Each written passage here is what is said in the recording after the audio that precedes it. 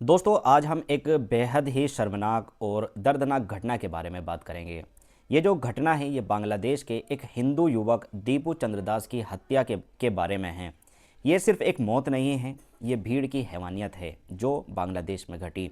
झूठी अफवाह और नफरत का खौफनाक मंजर है जो मैं आपको इसके बारे में बताऊंगा। और इस पर असदुद्दीन ओवैसी साहब ने क्या बोला उसके बारे में भी बात करेंगे, वो भी आपको वीडियो दिखाएंगे ओवैसी साहब इस पर क्या बोल रहे हैं।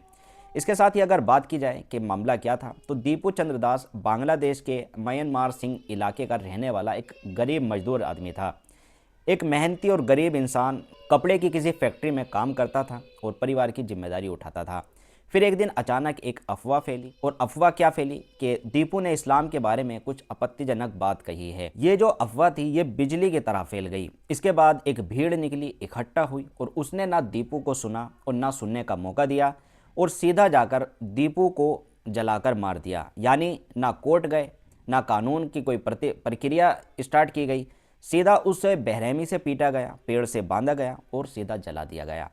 सोचिए, एक इंसान जिसका कोई गुनाह नहीं, कोई सबूत नहीं, ये सिर्फ अफवाह के तौर पर मार दिया गया।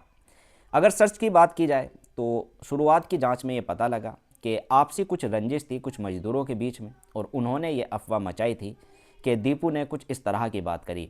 लेकिन जब जांच हुई तो उसमें यह पता लगा कि दीपू ने इस तरह की कोई बात नहीं की थी। कुछ आपसी रंजिश थी नौकरी को लेकर, जिसकी वजह से उन्होंने ये अफवाह मचाई और दीपू इस अफवाह में मॉब लिंचिंग करके मार दिया गया। दोस्तों, इस तरह की घटना भारत में भी हो रही है। आप देख रहे होंगे कि हर दिन एक ना एक मुसलमान की इस तरह अफवाह फैलाकर मॉब लिंचिंग की जाती है। कभी ट्रेन में नाम पूछकर मुसलमानों को गोली मार दी जाती है, कभी फ्रिज में गोश्त के नाम पर मार दिया जाता है, कभी ट्रेन में दाढ़ी टोपी खींची जाती है। इस तरह की घटना, इस तरह की चीज़ें, मॉब लिंचिंग वाली चीज़ें भारत में भी हो रही है, जो बहुत ही खतरनाक है और ये चीज़ें रुकनी चाहिए।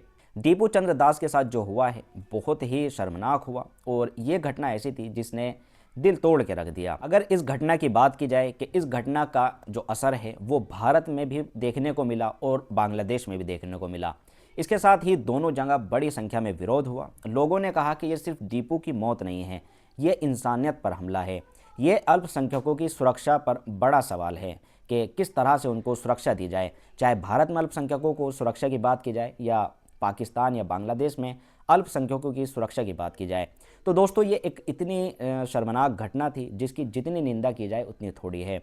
हालांकि असदुद्दीन ओवैसी की स्पीच सुना देता हूं। ओवैसी साहब भी इस मामले पर बोलते नजर आ रहे हैं, वीडियो देखें। Sir, another country we are witnessing a turmoil in Bangladesh. Lot of violence, minority community there being targeted, and there is a lot of unrest and anti-India sentiment, anti-India comment also coming out from that particular country. Your reaction on that, sir? After the death of the ex-Prime Minister in Bangladesh, our Foreign Minister has went over there, and we hope that there will be no further deterioration in relations between India and Bangladesh. And Bangladesh stability is very important for India's security, as I have stated earlier, especially in Northeast area. And yes, it is a fact that there are many forces which are inimical to India right now in Bangladesh.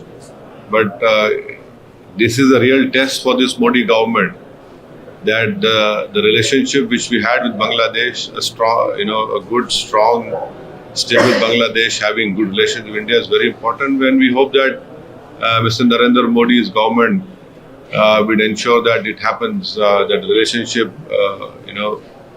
gets back to what it was before.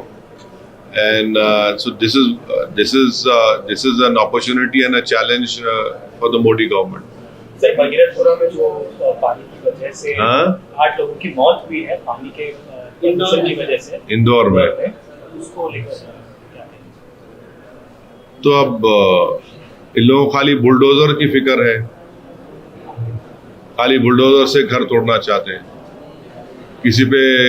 किसी मुसलमान पे इल्जाम लगा तो उसको लाकर पीटते और घर तोड़ देते।